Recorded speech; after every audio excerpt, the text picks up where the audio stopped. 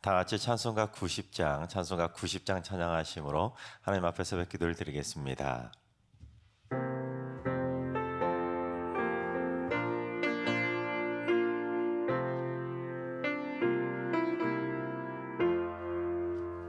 주 예수 내가 알기 전 날 먼저 사랑했네. 그 크신 사랑 나타나 내 영혼 거듭났네. 주 내 맘에 늘 계시고 나 주의 안에 있어. 저 포도비유 같으니 참 좋은 나의 친구. 내 친구 되신 예수님 날 구원하시려고 그 귀한 몸을 버리사 내 죄를 대속했네. 나 주님을 늘 믿으며 그 손을 의지하고 내 몸과 마음을 바쳐서 끝까지 충성하리. 내 진실하신 친구여 그는 에 내려주사 날 항상 보호하시고 내 방패 되옵소서.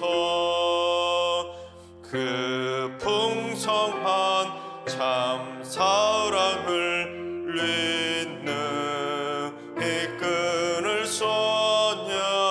날 구원하신 예수는 참 좋은 나의 친구. 아멘. 이 시간 다 같이 한 마음 한 뜻으로 하나님 앞에 기도하며 나아가시겠습니다. 오늘 기도하실 때는 주님, 이 땅의 농업과 축산, 어업에 종사하는 분들을 위해서 기도합니다. 이 땅의 국민들의 먹거리를 책임지는 귀한 분들이오니 그분들의 건강 지켜주시고 또한 농약이나 화학약품에 오염되지 않은 건강한 먹거리를 제공할 수 있도록 선한 마음도 주시고 이 나라의 땅과 물, 공기가 오염되지 않도록 이 땅의 자연을 지켜주시옵소서. 농업과 축산, 어업에 종사하는 분들을 위해서 기도해 주시기 바랍니다. 두 번째는 주님, 우리 승리교회 양육지체를 위해서 기도합니다. 승리교회 성도들의 신앙 성장을 책임지고 있는 양육지체들에게 지혜를 주시고 모든 양육 프로그램들이 형식적인 절차가 아니라 그리스도의 장성한 분량에까지 자라게 하는 깊이 있는 양육 훈련들이 되게 하여 주옵소서. 특별히 3월부터 시작되는 다양한 양육 프로그램들 개설되었는데 주님, 모든 성도들이 이 양육 훈련에 적극 동참해서 바른 신앙으로 귀하게 성장케 하여 주옵소서. 양육 지체를 위해서 기도해 주시기 바랍니다. 세 번째는 주님, 우리 승리교회가 가정 안에 온유의 열매가 주렁주렁 맺히게 하여 주옵소서. 부부 간에, 부모와 자녀 간에, 또한 자녀 간에, 성도 간에, 목회자와 성도 간에 온유함이 가득하게 해주셔서 섣부른 분노와 화를 자제할 수 있게 해주시고 서로서로를 아름답게 잘 품을 수 있는 온유한 성품들이 넘쳐나게 하여 주셔서 우리 승리교회 안에 미움과 다툼들이 다 사라지게 하여 주시옵소서. 온유한 성품을 위해서 기도해 주시기 바랍니다. 이 시간 세 가지 기도 제목과 오늘 예배, 오늘 하루의 삶을 위해 다 같이 합심으로 기도하며 나아가시겠습니다. 다 같이 기도합니다.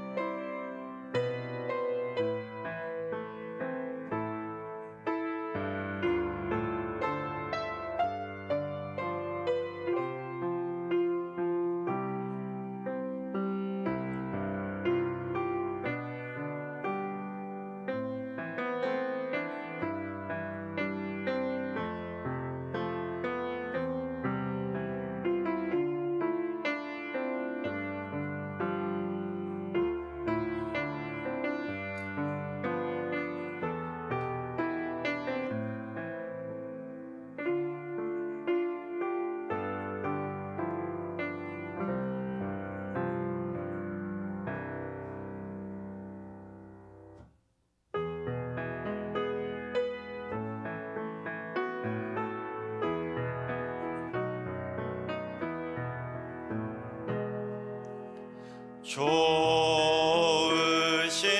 하나님, 좋으신 하나님, 참 좋으신 나의 하나님.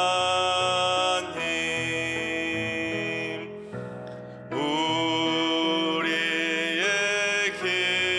기도를 응답해 주시는 참 좋으신 나의 하나님.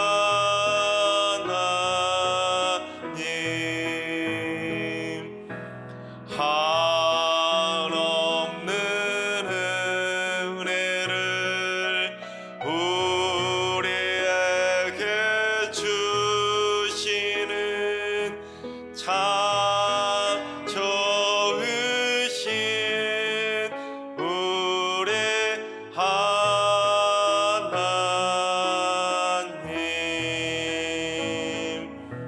아멘. 참 좋으신 하나님께서 오늘 이 새벽에 주시는 말씀은 역대상 2장의 말씀입니다. 다 같이 드라마 바이블로 봉독하겠습니다. 제2장.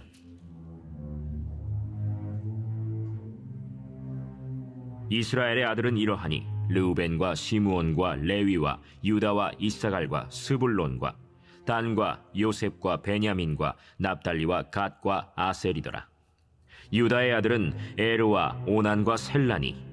이 세 사람은 가나안 사람 수아의 딸이 유다에게 낳아준 자요, 유다의 맏아들 에르는 여호와 보시기에 악하였으므로 여호와께서 죽이셨고, 유다의 며느리 다말이 유다에게 베레스와 세라를 낳아주었으니 유다의 아들이 모두 5이더라.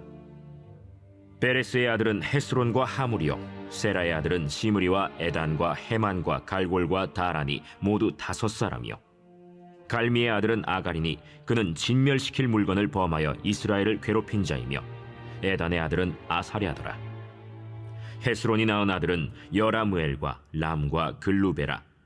람은 암미나답을 낳고 암미나답은 나손을 낳았으니 나손은 유다 자손의 방백이며, 나손은 살만을 낳고 살만은 보아스를 낳고 보아스는 오벳을 낳고 오벳은 이세를 낳고, 이세는 맏아들 엘리압과 둘째로 아비나답과 셋째로 시므아와 넷째로 느다넬과 다섯째로 라떼와 여섯째로 오셈과 일곱째로 다윗을 낳았으며, 그들의 자매는 스루야와 아비가일이라. 스루야의 아들은 아비세와 요압과 아사헬 삼형제요, 아비가일은 아마사를 낳았으니 아마사의 아버지는 이스마엘 사람 예델이었더라. 헤스론의 아들 갈렙이 그의 아내 아수바와 여리오색에서 아들을 낳았으니 그가 낳은 아들들은 예셀과 소밥과 아르돈이며, 아수바가 죽은 후에 갈렙이 또 에브라스에게 장가들었더니 에브라시 그에게 훌을 낳아주었고, 훌은 우리를 낳고 우리는 부살레를 낳았더라.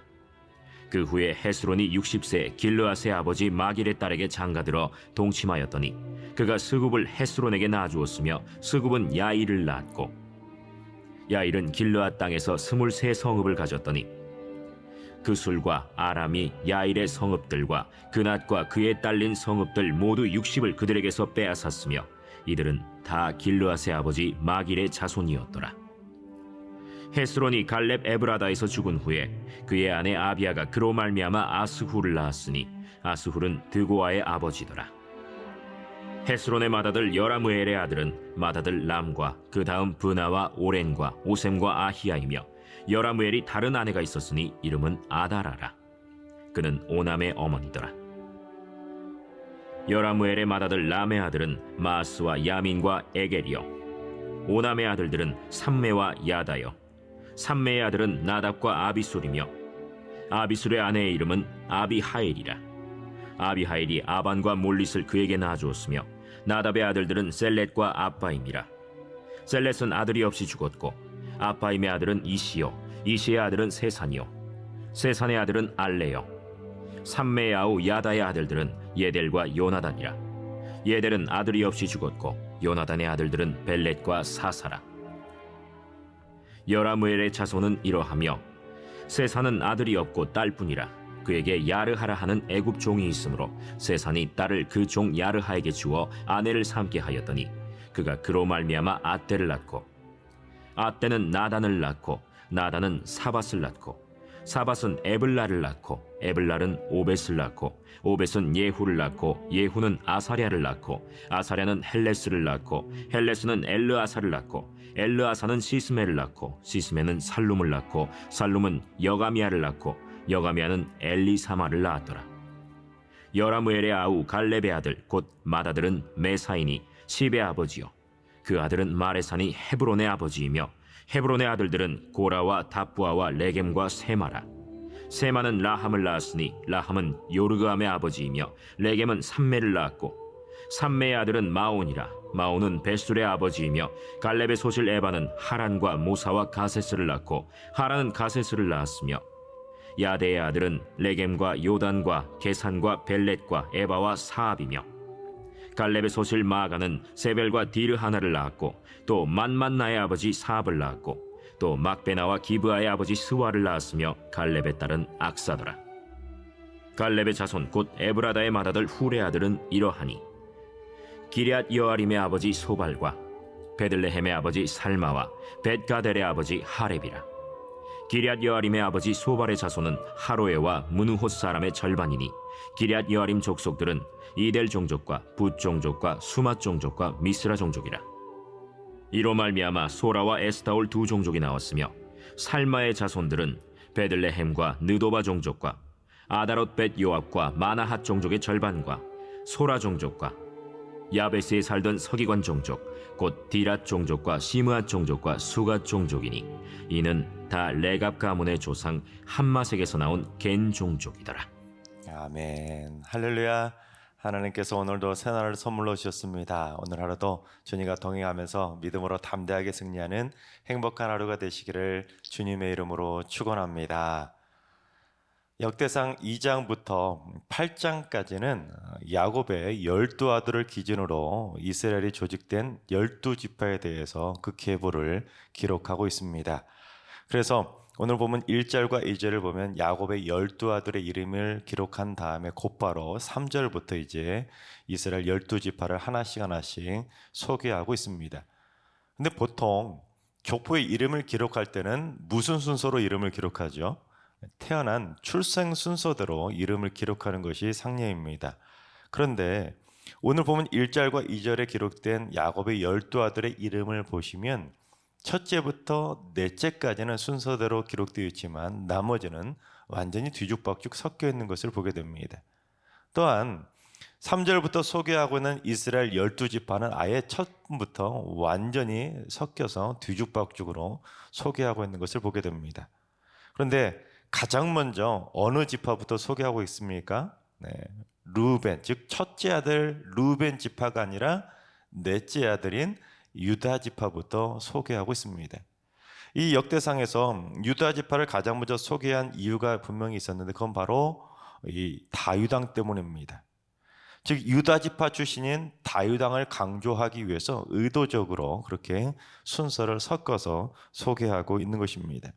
그래서 이 열왕기서와 또한 사무엘서, 이런 사무엘 상하 그리고 열왕기 상하는 시대순으로 기록된 역사서이지만 이 역대기서는 바벨론 포로에서 귀환한 후손들에게 그 사무엘서와 열왕기서의 역사를 새롭게 재해석해서 기록한 새로운 역사책입니다. 즉 나라가 멸망하고 바벨론에서 포로 생활하던 이스라엘 백성들이 포로에서 해방되어서 돌아오게 되었는데 그 포로에서 해방된 후손들에게 뭔가 신앙을 교육하려고 하는데 역사를 교육하려고 하는데 예전에 있었던 사무엘 상하와 열왕기 상하의 그 왕들을 기록한 역사서 말고 이제 그들에게 우리 민족의 뿌리가 어디인지를 제대로 교육하기 위한 신앙 교과서를 새롭게 쓰게 되었는데 포로기 이후에 쓰여진 역사책이 바로 역대상 역대하입니다. 그래서 우리 민족은 아담부터 시작된 그 수많은 민족들 가운데 특별히 아브라함의 믿음을 통해서 선민으로 선택을 받았고 또한 그 아브라함의 손자인 12명의 아들을 기초로 해서 이스라엘의 12지파가 되었다는 것을 강조하고 있는 것입니다. 또한 12지파 중에서도 유다지파가 바로 왕의 계보를 잇는 왕의 집안이 되었고, 또한 그 중에서 다윗 왕이 바로 장차 이 땅에 오게 될 메시아의 모델이라는 것을 강조하기 위해서 12지파 중에서 유다 지파를 제일 먼저 기록하고 있습니다. 그래서 3장에도 보면 유다 지파 바로 다윗 왕의 이야기를 기록하면서 유다 지파 다윗 왕으로 이어지는 그 계보를 강조하고 있는 것입니다. 그래서 또한 역대상은 총 29장으로 되어 있는데 마지막 29장까지 내용을 쭉 살펴보시면 다윗 왕을 부각시키기 위해서 역대상 전체가 다 다윗 왕을 중심으로 기록되어 있는 것을 보게 됩니다. 그만큼 포로 해방되고 돌아온 후손들에게 다윗 왕이 최고라는 것을 강조하고 있는 것입니다. 따라서 역대상을 읽을 때는 이러한 역사적인 기록 배경과 항상 다윗 왕을 염두에 두고 읽어야 이 역대상의 의도와 의미를 제대로 이해할 수가 있습니다. 그런데 어제 1장도 그랬지만 역대상 9장까지는 수많은 사람들의 이름만 잔뜩 기록이 된 족보로만 가득 찬 것이 바로 역대상 1장부터 9장까지입니다. 그래서 여러분 통독하면서 읽으실 때 여러분 어떠셨습니까? 이름만 잔뜩 기록되어 있기 때문에 레위기 못지않게 참 읽기 힘든 본문이 역대상 1장부터 9장 아닙니까? 때문에 사실 우리 목회자들도 설교하기가 참 힘든 본문이 역대상 1장부터 9장까지입니다. 무슨 스토리가 좀 있어야 그걸 가지고라도 설교 주제를 잡을 텐데 이름만 잔뜩 있으니까 설교 주제를 잡기 참 힘든 본문이 역대상 1장부터 9장입니다. 그나마 오늘 본문 2장에도 무려 55절까지 이름만 잔뜩 기록되어 있는데 그 중에 오늘 본문에 살짝 스토리가 기록된 구절이 있습니다. 유다 지파의 첫 자손을 소개하면서 살짝 소개하고 있는데 우리 3절과 4절을 봉독해 보겠습니다. 유다의 아들은 에르와 오난과 셀라니, 이 세 사람은 가나안 사람 수아의 딸이 유다에게 낳아준 자요, 유다의 맏아들 에르는 여호와 보시기에 악하였으므로 여호와께서 죽이셨고, 유다의 며느리 다말이 유다에게 베레스와 세라를 낳아 주었으니 유다의 아들이 모두 5이더라. 원래 유다에게는 3명의 아들이 있었는데 오늘 보면은 에르라고 풀어서 기록을 하고 있는데 원래 창세기에 나온 본명은 엘입니다. 에르라고 이렇게 풀어서 번역을 했는데 에르와 오난과 셀라라고 하는 삼형제가 있었습니다. 그런데 유다의 첫째 아들이었던 에르가 하나님 보시기에 악하게 행동을 하자 하나님께서 그를 치셔서 이 유다의 장남 에르가 죽게 됩니다. 즉 첫째 아들이 하나님의 심판을 받고 죽으면서 첫 출발부터 유다 집안이 삐그덕거리게 된 것입니다. 그런데 그 다음부터 더 큰 문제가 발생하지요. 당시 이스라엘에는 계대 결혼이라고 하는 수혼법이 있었습니다. 이 수혼법이 뭐냐면 만약에 장남이나 형이 후손을 낳지 못하고 죽게 되면 그 동생이 형의 아내인 형수하고 동침을 해서 형의 계보를 이어줄, 가문을 이어줄 수 있는 그러한 법이 바로 수혼법입니다. 요즘을 생각하면 참 말도 안 되는 법이지만 당시에는 이 자녀를 낳지 못하고 죽어서 가문의 대가 끊겨버리는 경우가 하도 많이 있었기 때문에 그게 오히려 일반적이고 상식적으로 통용되던 시대였습니다. 하지만 이 둘째 아들 오난이 형의 자식을 낳는 것을 거부해버립니다. 그러자 하나님께서 둘째 아들 오난도 치셔서 둘째도 죽게 됩니다. 그러니 유다 입장에서는 어떻게 되겠습니까? 만약에 막내 아들 셀라마저도 그렇게 하면 삼형제를 모두 다 잃게 되는 거 아니겠습니까? 그래서 유다는 막내 아들이 컸음에도 불구하고 며느리 다말에게 주지 않고 며느리를 친정으로 보내버립니다. 내친 것이죠. 때문에 다말의 입장에서는 억울하게 남편의 대가 끊길 위기에 놓이게 된 것입니다. 당연히 막내라도 나한테 줘야 되는데 주지 않는 것 때문에 뭘 생각하게 되냐면 자기가 창녀로 분장해서 이 시아버지 유다를 유혹해서 드디어 자녀를 갖고 그 가문을 잇게 되는 것입니다. 사실 말도 안 되는 생각, 말도 안 되는 관계를 통해서 아이를 갖게 된 것입니다. 그래서 유다는 이 며느리 다말을 통해서 베레스와 세라라고 하는 쌍둥이를 낳게 됩니다.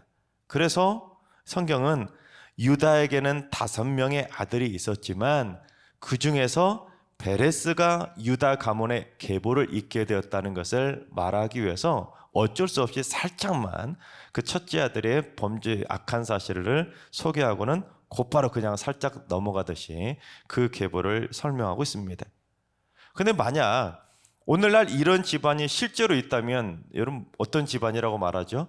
막장이라고 하지 않습니까? 콩가루 집안이나 마찬가지 아닙니까?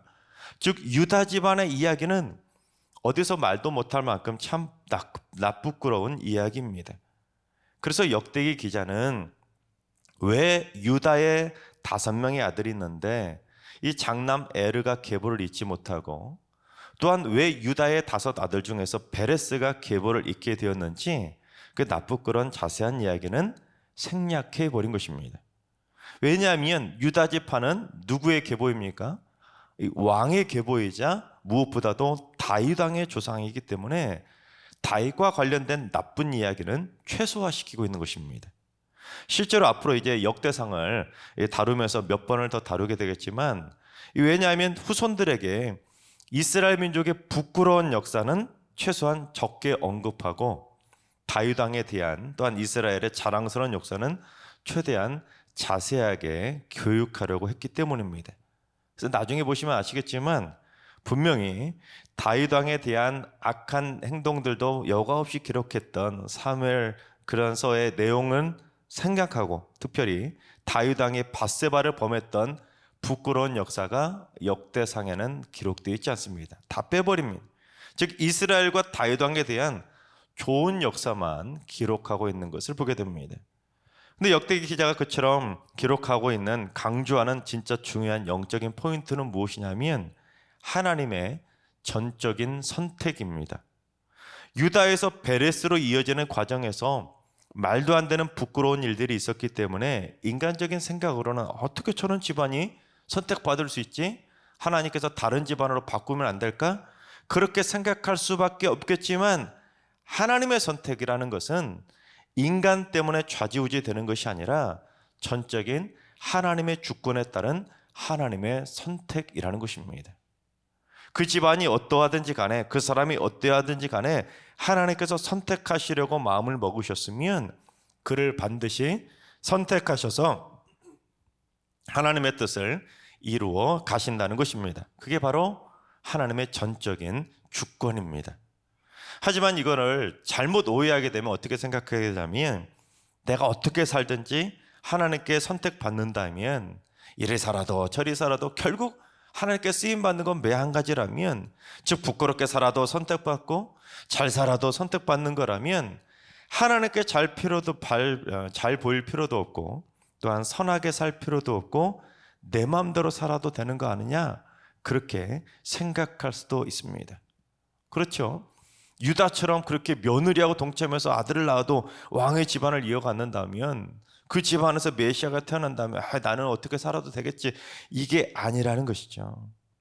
선택이라는 것은 하나님께 달려있기 때문에 이 내용을 역대하 내용을 보면서 성경의 내용을 보면서 남 신경 쓰지 말고 나 자신이 하나님께 부끄럽지 않게 선택받기 위해서 노력하며 살라는 것을 교육하고 있는 것입니다. 아니 어떻게 저런 사람이 하나님께 선택받을 수 있어?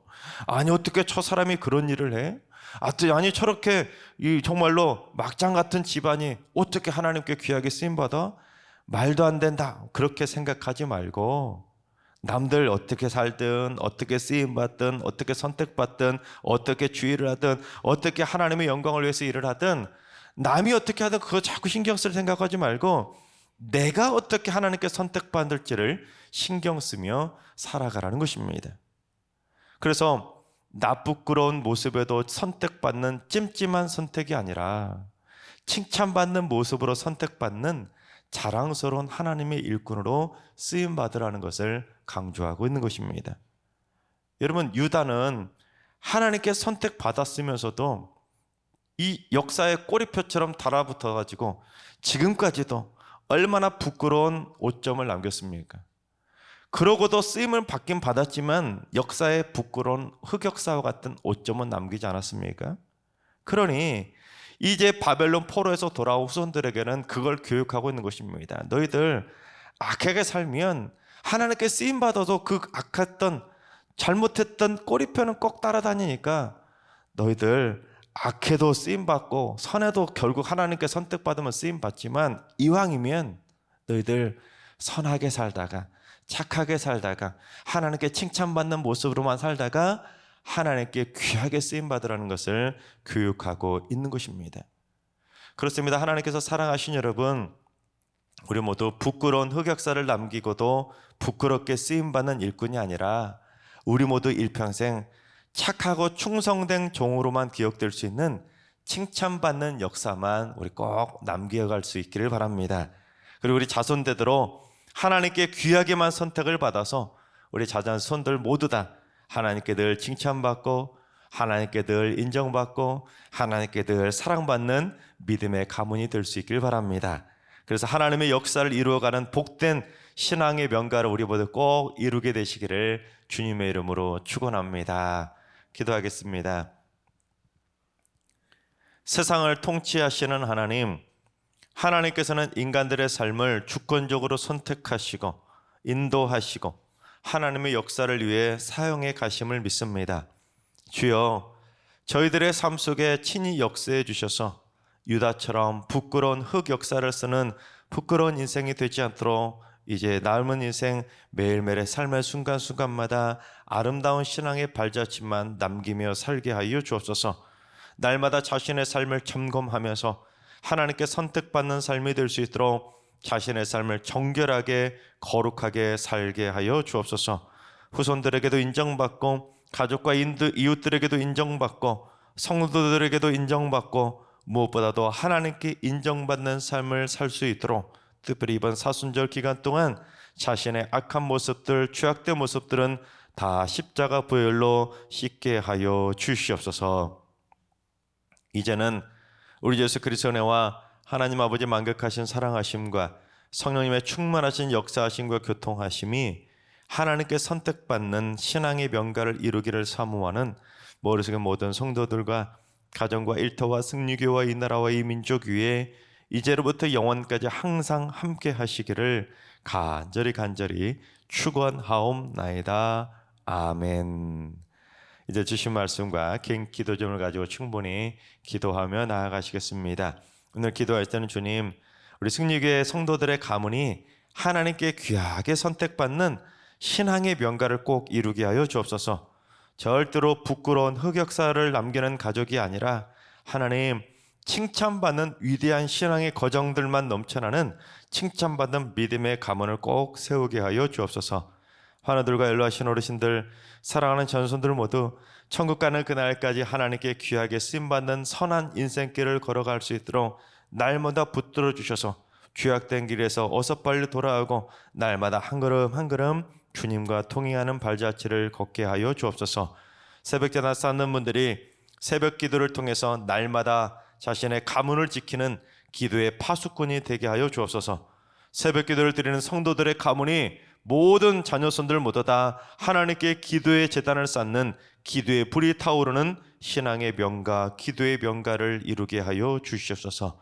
주님, 오늘도 하나님과 동행하는 믿음의 발자취를 걷게 하시고 모든 성도들 하나님의 마음에 쏙 드는 하루를 살게 하여 주옵소서. 이제 주신 말씀과 여러분이 가지고 나온 기도 제목을 가지고 충분히 기도하며 나아가시겠습니다. 다 같이 기도합니다.